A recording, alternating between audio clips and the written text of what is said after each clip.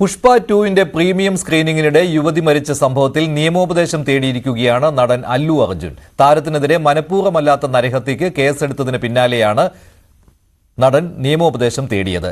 സിനിമയുടെ നിർമ്മാതാക്കളായ മൈത്രി movie makers സംഭവത്തിൽ ഖേദം പ്രകടിപ്പിച്ചിട്ടുണ്ട്. പുഷ്പ 2 പ്രീമിയർ ഷോയ്ക്കിടെ സന്ധ്യ തിയേറ്ററിലുണ്ടായ തിക്കിലും തിരക്കിലും പെട്ട് ഒരു സ്ത്രീ മരിക്കാനിടയായ സംഭവത്തിലാണ് പോലീസ് താരത്തിനും തിയേറ്റർ ഉടമകൾക്കുമെതിരെ കേസെടുത്തത്. ഭാരതീയ ന്യായ സംഹിതയിലെ സെക്ഷൻ 105, 118(1) വകുപ്പുകൾ പ്രകാരം മനഃപൂർവ്വമല്ലാത്ത നരഹത്യയ്ക്കും കരുതിക്കൂട്ടി ദേഹോപദ്രവം ഏൽപ്പിക്കലിനുമാണ് കേസ്. മരിച്ച 39 വയസ്സുള്ള രേവതിയുടെ ഭർത്താവ് ഭാസ്കറിന്റെ പരാതിയിലാണ് നടപടി. ഇവരുടെ 9 വയസ്സുള്ള മകൻ ശ്രീതേജ് ഗുരുതരാവസ്ഥയിൽ ചികിത്സയിൽ തുടരുകയാണ്. കേസിൽ അല്ലു അർജുൻ നിയമോപദേശം സ്വീകരിച്ചു. 5 മുതൽ 10 വർഷം വരെ തടവ് ലഭിക്കാവുന്ന കുറ്റമാണ് താരത്തിനെതിരെ ചുമത്തിയിരിക്കുന്നത്. അല്ലു അർജുനും രശ്മിക മന്ദാനയും പോലീസ് അനുമതിയില്ലാതെ തിയേറ്ററിലെത്തിയതാണ് അനിയന്ത്രിതമായ തിരക്കുണ്ടാകാൻ കാരണമെന്ന് ഡെപ്യൂട്ടി കമ്മീഷണർ അക്ഷാംഷ് യാദവ് പറഞ്ഞു.